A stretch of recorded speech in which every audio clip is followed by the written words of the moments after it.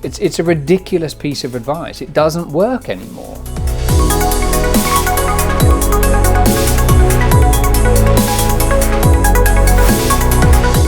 So I think there's a really important thing here to consider about mental health, and that's that we're very good at weekend breaks and spa days and desperate for holidays. And you'll hear, oh, I really need a break. Someone will say, well, you're looking forward to your holiday, Sunil, and Sunil will say, oh gosh, I really need a break. I'm so desperate to get away. Well, here's the thing. Why don't we start creating a life that is curated by us, by asking more questions and being a little bit more connected to who we are and what we really want, that we don't feel the need to escape from. Then we wouldn't have this crazy thing where we're burning ourselves out because there's a holiday at the end of the year, or burning ourselves out because we've got the weekend. Just pull back a bit and be a little more in the moment and a little more mindful of what we're doing and what we're not doing. Because there is nothing, I don't think, that you could show that proves that by doing as much as possible and filling your hours in every day gets you anywhere more successful or happier or more content quicker. Because what you just end up doing is carrying a lot of noise and a lot of chaos. It's that older days, isn't it? You know, years ago, they did know what they were on about. You know, my grandma used to say, just do less, but do it well.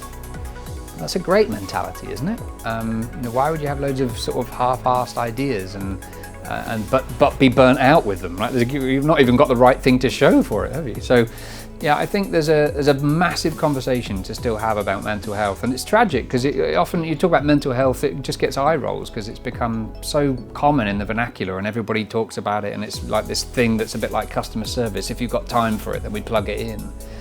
It should be less about mental health and thinking about what are the behaviours, what are the ways that I talk to myself and my boundaries and other people's boundaries and all of those things that are bound up in being human that do or don't help me to live a more content or happier life. Because isn't that all why we're here? I don't know many people that go to work in order to be unhappy. Or to do a bad job intentionally either. Most of the people I've met want to be happy and they want to be successful, but they don't know what success is. There's a very strange thing that so almost 50% of people believe that their life will be different and better in 5 years' time.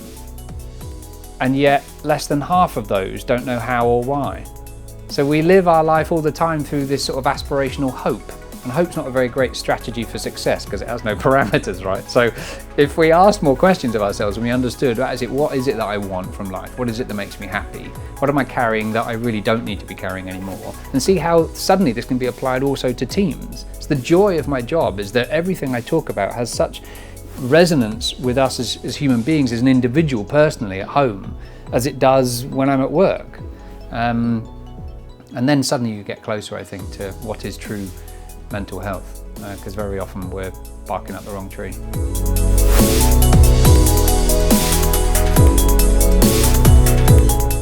I wish we would stop referring to mental health and start really focusing more on mental well-being, because that's what it is. Everyone's got mental health. It's sort of being used in a strange way that doesn't really quite work.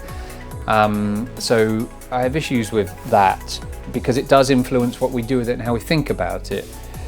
I think we should always prioritize happiness over success. I've worked with so many super successful, you know, multi-millionaires and billionaires, and coached many of those. And you learn a lot when you talk to people who have exponential success. But success is different for everybody, right? Success for one person might be as much money as they can every year and till they die, just accumulate wealth. For someone else, it might be that they get to go home at 2:30 because they can pick their son up from school, and that's a really successful part of their career. And yet for others, it will be something else.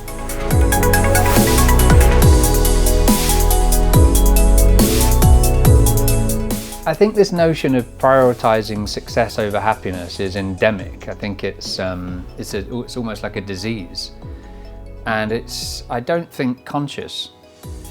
And we have a lot of legacy behavior, actually, a lot of behaviors we picked up.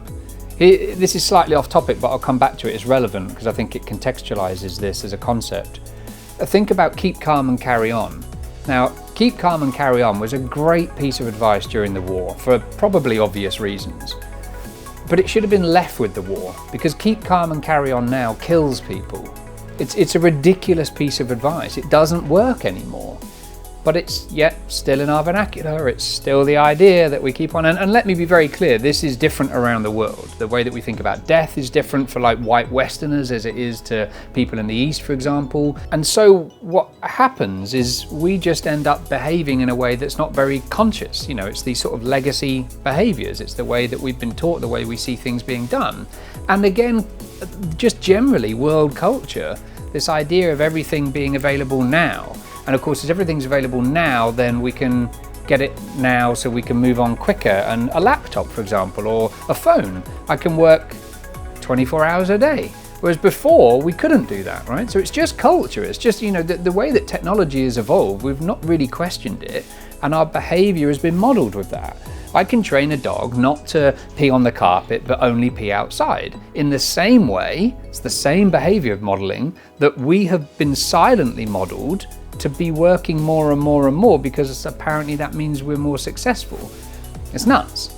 And it needs addressing, and it needs addressing in a way for us to be conscious of it and suddenly realize, oh, hang on a minute, I've been prioritizing this over my own happiness or contentment, because the two are slightly different, and you may want to be content rather than happy.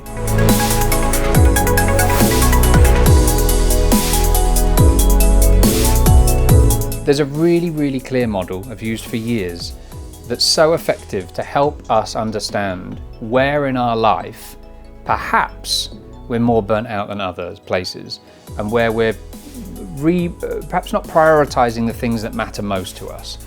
And it's as simple as this. You blank piece of paper and a pen, and you write down on the left-hand side all of the things that you love doing in life. And you have to be really honest. So it could be anything. It could be work. It could be, you might enjoy work. It could be chocolate. It could be a cup of tea in the morning before the kids are up. It could be a walk in the woods. It could be rainy days, sex, whatever it is. All of the things, to be really honest, that you love doing.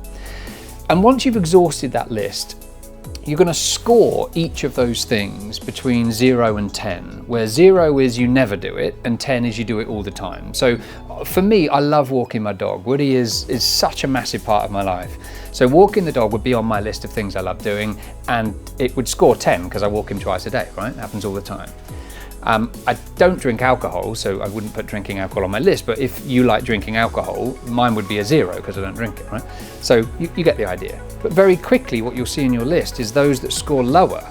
Now, that list are your core needs. And identifying unmet core needs is a really, really important part of preventing burnout. Because if you are feeling quite burnt out, I'd put quite a lot of money on this list having quite a lot of low scores. And then you'll push back and say, but you don't have time. And if you don't have time for that, that is something that only you can address. And if it's an issue, then you must address it.